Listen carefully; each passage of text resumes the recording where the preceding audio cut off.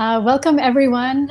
This is Gunita from the 1947 Partition Archive. I've got Pallavi Chakravarty here with me today. Today is day 25 of the 75 Days of Partition live podcast series that we've been doing.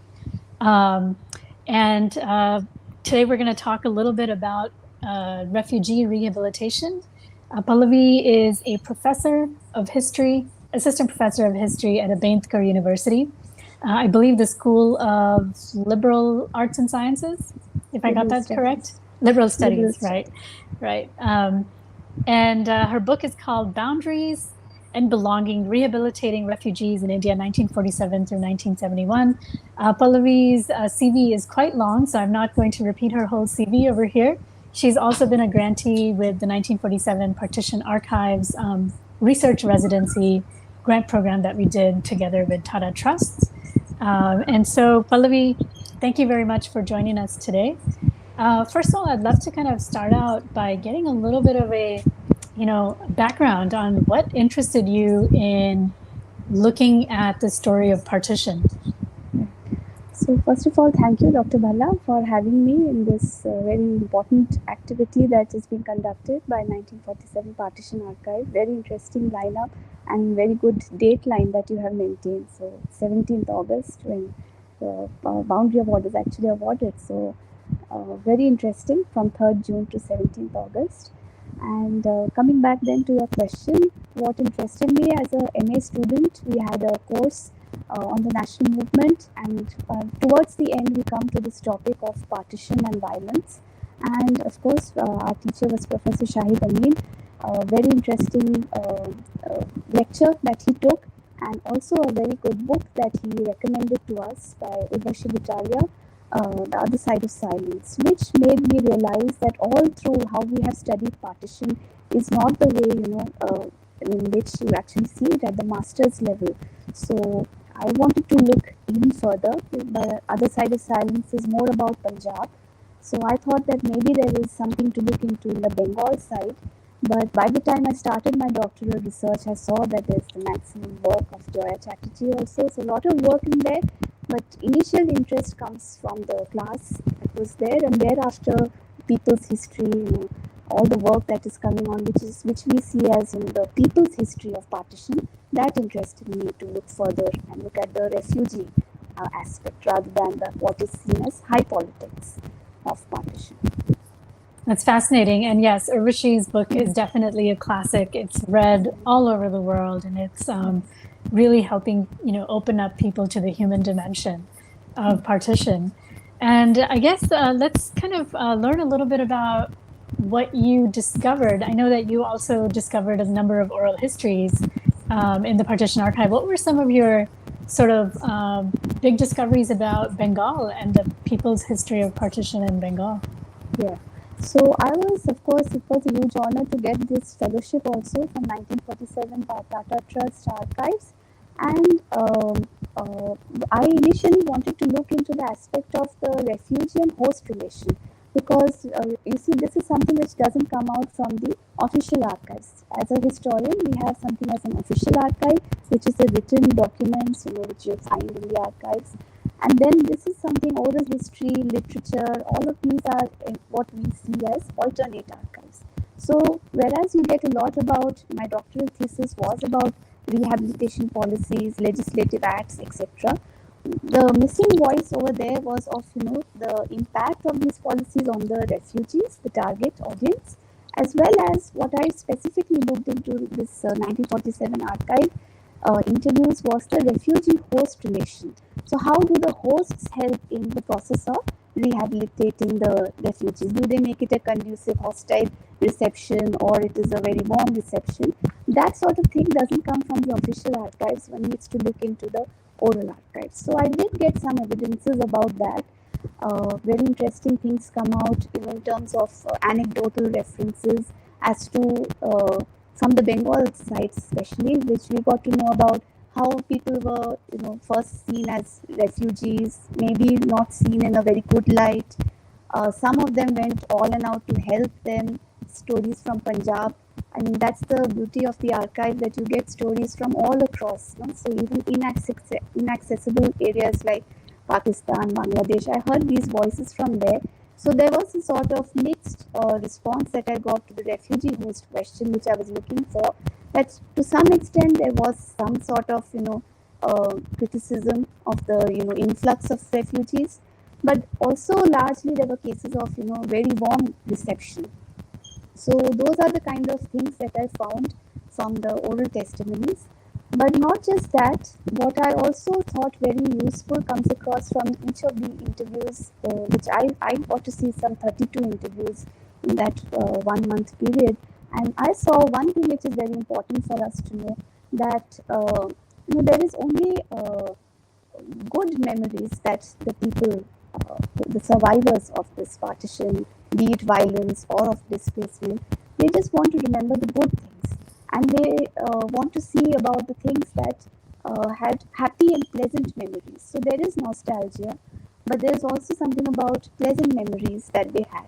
So this fits into what historians try to see as an emotional history of partition. Somewhere I thought that from the evidences I got or from the archives, I would like to explore it further into, because surprisingly, partition, an event, has not been seen through the eyes of emotional history, the category of history of emotions. So somewhere I found the archives very useful from my original question to a new question that emerged out of going through the interviews.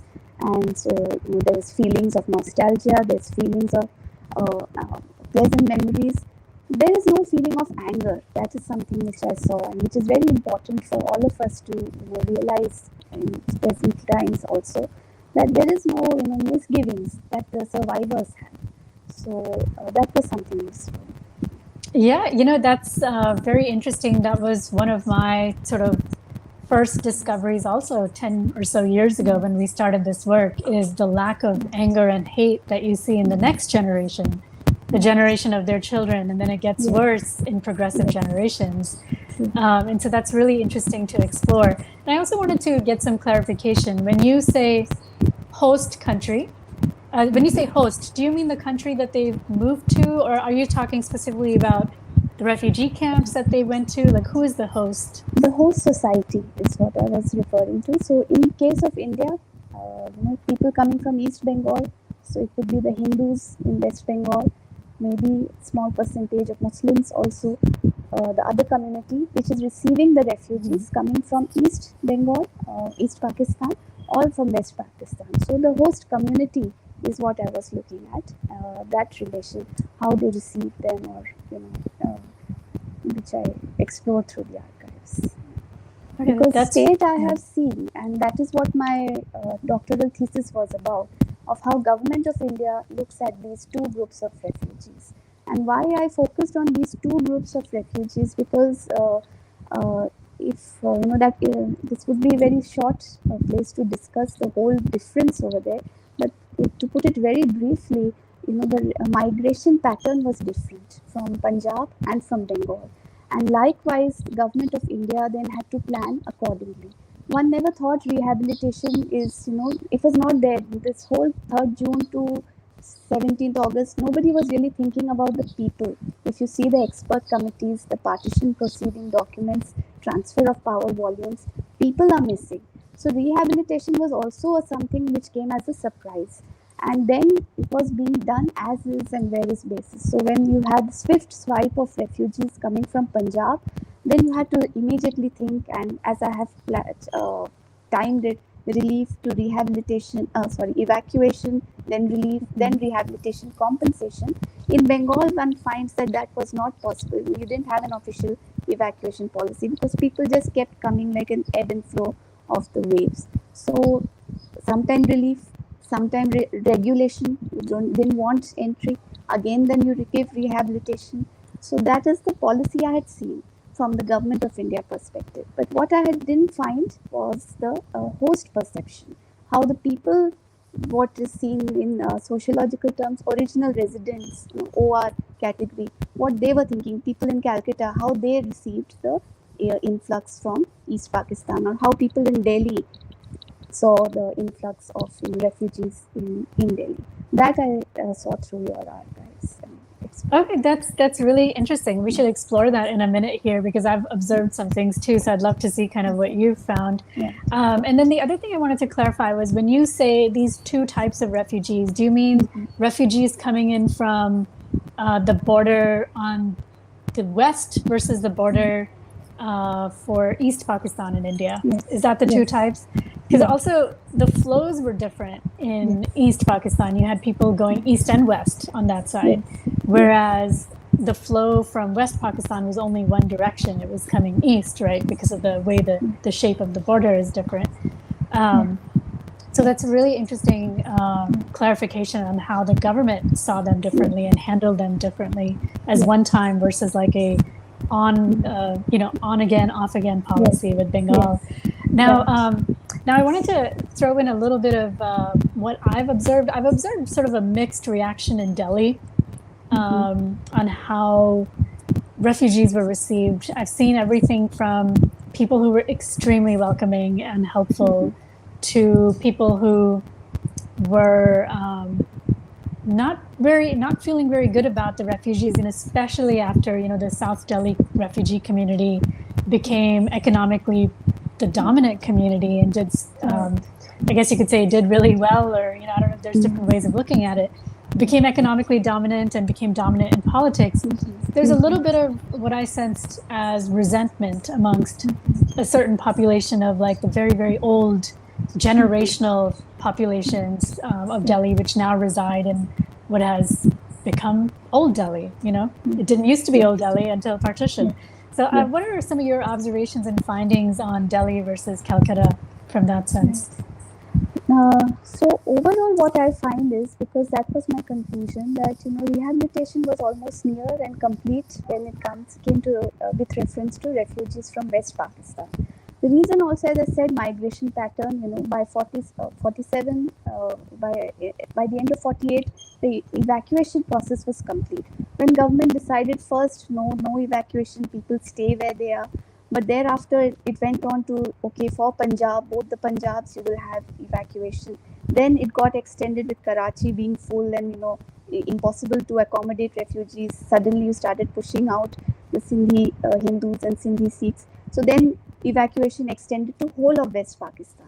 If one goes to the legislative policies, then it is very clear that, this evacuation policy was extended for whole of West Pakistan, and there wasn't as such any official evacuation which we find for East Pakistan. Once the government decides to take in people, now it has to provide relief and rehabilitation. So in that's why I'm saying that it was a very phased-wise planned thing.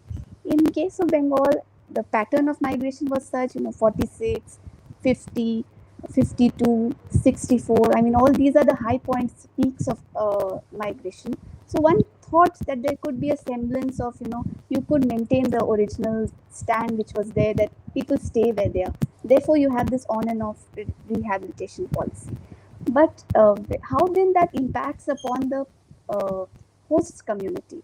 Now, because they came in this vast number with the stories of, unprecedented violence, genocidal proportion, somewhere one does find that, immediately Arya Samaj and so many local relief communities, relief workers start working out, and societies come up and they start helping out the refugees who are coming from West Pakistan. And it's also known that it is going to be a one-time affair. In case of Bengal, that initial enthusiasm could have then eventually gone out also, because they're coming sometimes. In this case, Shialda station becomes a very important place, and it's referred to in even through the interviews, that sometimes when people just started, thought this is the normal thing, and you start ignoring also when you're just seeing swarms of people lying and nothing being done. Then after a point, it becomes a question of indifference also. So when you see in Delhi, what I found through the official archive also and through the interviews over here, that people were very warm in the reception, but there was certain areas of resentment, like people who were losing out their land. Evacuee property that way became very important. So refugees had a full free hand to acquire any property as theirs, with just the evacuee property slip which can be given, and you could acquire that property. similarly for jobs, there was a special transfer bureau which was set up, whereby first preference was given to the refugees. So slowly, eventually, one can find that there could be reasons of, things which the host community could have got for themselves now being quote unquote rolled away to the refugees. So that could have been areas of conflict, but which was sometimes seen in the grievances, newspaper editorials. You do find that refugee camps are unhygienic places. This kind of complaint coming, or jobs which are being given out, with lower certain lower standards being maintained to get government jobs. So some sort of resentment is also there, but largely in Delhi, what I saw, there is a more warm reception. In Bengal, it was very just like the state policy, it was off and on, because somewhere it also drifts away to, as I was saying, to the question of indifference, whereby you're finding that this problem is not ending only. So after a point, that very warm reception also was sort of disappearing, is what I found. Interesting. And what were the roles that the refugees themselves played in the rehabilitation? Were the refugees doing certain, taking collective action or public action to sort of advocate for their needs in any way? Mm-hmm. Yeah. Here also what I saw is that when the host community and the state are actively, involved in the process of rehabilitation, then one finds the level of conflict much lesser. And that is something which was very typical in Delhi. We don't find refugee squatter colonies anywhere in Delhi. The colonies which you mentioned of South Delhi, they are all, government acquired property, and which have been given out to the refugees, and then they made up these colonies. So there is a lot of individual initiative, but there is also a lot of support. Whereas one finds that in the case of Bengal, the ideal image of the refugee is of the squatter colonies, the Jabardakhl colonies. That is, which refugees are, they find any empty land, they simply occupy that land and they want to build up. So all the, it's same South Delhi and South Kolkata, but entire South Kolkata is about refugee colonies. They take pride in the fact that these are Jabardakhl or squatter colonies, which have been instituted by the refugees on their own initiative. So somewhere the element of conflict reduces if you find active state support, and the support of the host community is also something which I came across through my doctoral thesis, as well as what I was seeing in the oral archive. So refugee initiative, one can see in the way they set up their homes. Of course, there are individual, very good cases of enterprise. You see a lot of this enterprise, especially in Delhi and in the surrounding regions of Punjab. And we are not only looking at the urban refugee, we must also focus on the rural refugee. The whole work of Punjab, entire agricultural Punjab, one can take a lot of credit for the incoming refugees and their hard work in that. Likewise, not only Calcutta, if you look beyond Calcutta, there was similarly a lot of enterprise among the rural incoming refugees as well. So urban-rural divide also, and a new area of research has become the caste factor as well, to see the element of how lower caste refugees, the so-called lower caste refugees, how they have they are the ones who are actually. I have a very interesting line from Yasmin Khan's book. The social pecking order doesn't get diluted with this whole major partition also. So somehow all these rehabilitation policies are catered in such a way that it benefits the upper and middle class refugees. Lower class refugees, lower caste refugees, somehow their struggle is it has gone unnoticed. Of late, we have suddenly started focusing on it, but that is also enterprise is something, but which one can see in Bengal. Individual colonies, even they have made up people living in the camps, their survival tendencies and their efforts to continue. That is also something which shows again the individual refugee enterprise. And in specifically, I would like to mention the category of the refugee women, because largely literature focuses on the violation of women and the violence that they saw. But recently, then we have started focusing on also the constructive role of the refugee women single-handedly, especially in the case of North India, where a lot of men, were killed. Then in many cases, women become, breadwinners. And this is even more noteworthy in the case of Bengal, because there was no difference between refugee women and refugee male. It's a refugee taken as a family, and literary works have also characterized the very dominant role of refugee women in single-handedly bringing up their homes. So refugee women, caste factor, and class, these are also certain things which do show that there was enterprise of the refugees in trying to make the place more livable for themselves and survive. Yeah, I think it's absolutely fantastic that you're trying to break through that mold of women only as victims in 1947. I have a lot to say about that, but that's something for another talk, because of, based on my observation of seeing these thousands of stories.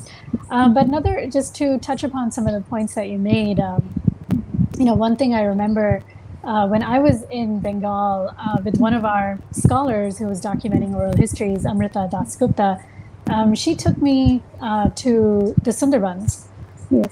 And that was really fascinating, because the settlements that happened in the Sundarbans were definitely along caste and socioeconomic lines. And people were given land that even the indigenous populations would not live on. People who had lived there for hundreds of years would not consider that land viable. So the problems that are arising because of that, like the tiger widows and so on, and some of the genocides and social unrest that's taken place over there, is heartbreaking, and something that really needs to be looked at, and is in sort of a subaltern. I know some people don't like that word anymore, but it is a hidden story.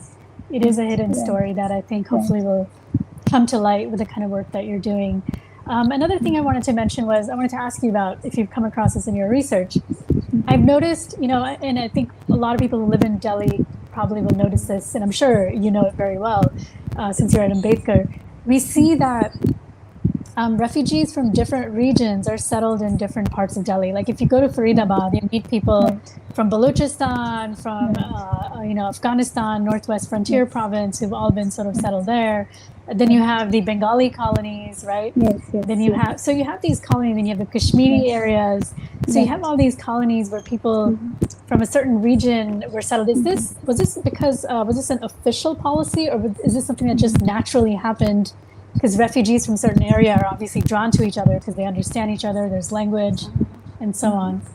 Right. In this context, the only thing that I can really comment on is that, yes, it was planned for refugees from West Pakistan that settlement should be based on the village system.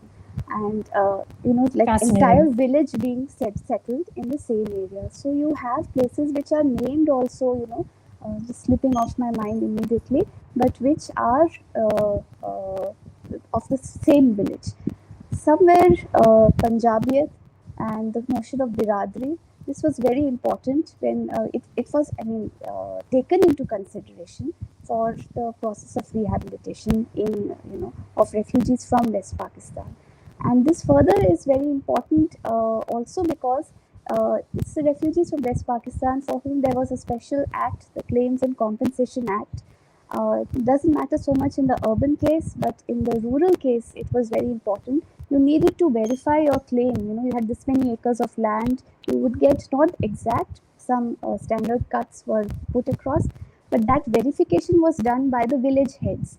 And so that is one more reason that, you had the same sort of people settling in the same area, because, you needed that sort of verification. So invariably, it was like a town of West Pakistan, West Punjab, being settled in, a village of East Punjab. So it's not unlikely that you would see this kind of groups in the case of rehabilitation in West Pakistan. Yeah. That's very fascinating. And was this not the case in Bengal? One, because the migration patterns were different. They came according to their own plans. A lot of people, what we call the Bhadralok refugees, they shifted well after 1946. So even not even 47. It's the Noakhali riots, Calcutta riots, which made them shift before. Post 1950, what common consensus is largely migration of the Nimno Borgo, or we say the lower caste refugees, largely. So it didn't happen, according to towns. It didn't happen according to villages. It really happened in trickles, and just as in when person felt that it's suffocating, you cannot stay anymore, and we started moving. So individual families, that is more common in the case of it, because that sort of violence was not really there. But then you need to think that violence is not always the direct violence. It's also subtle forms of violence, the nudge, the push that is there. So that didn't encourage entire villages moving out. Individual families, small groups, sometimes people left behind an elderly mother or grandmother at home, still thinking, can we go this way, that way? So the pattern of migration, pattern of violence was different, and I think that affected the rehabilitation also. Very fascinating. I've got one last question here for you because since we're pretty much out of time. What were the policies for rehabilitation? I know that your primary research is focused on India, but I wonder if you've had a chance to look at rehabilitation policies in Pakistan. No access to it. The only access, and in fact that's why I'm so thankful to this 1947 archive, because I got to hear finally about some impact of the rehabilitation program through the voices recorded in Karachi and Lahore, or in Dhaka for that matter. But it's mostly those evidences, but there are works, and one work which I found is, of course, Wazira Zamindar, everybody is familiar with, the long partition. But another work which is only on the rehabilitation measures, somewhere similar to what I've done for India, I think that is for Punjab, is by Elizabetha Lobb. So she has looked at refugee and everyday state life in Punjab region. I found that very useful, and to understand from, as an Indian, that is the only reflection I can get from there. Fascinating. I know I've heard stories of NGOs such as like the Eidi Foundation and so on helping during that time in Pakistan. And I also know of a lot of people from Bihar and UP who migrated to Karachi, actually becoming very politically active and organizing quite a bit to advocate for themselves. So yeah, I think that's a fascinating topic for another time. But thank you so much for joining us today and shedding light on some of your intriguing findings and all the new questions that they're opening up. So we really appreciate it, and I look forward to staying in touch. All right. Thank you so much for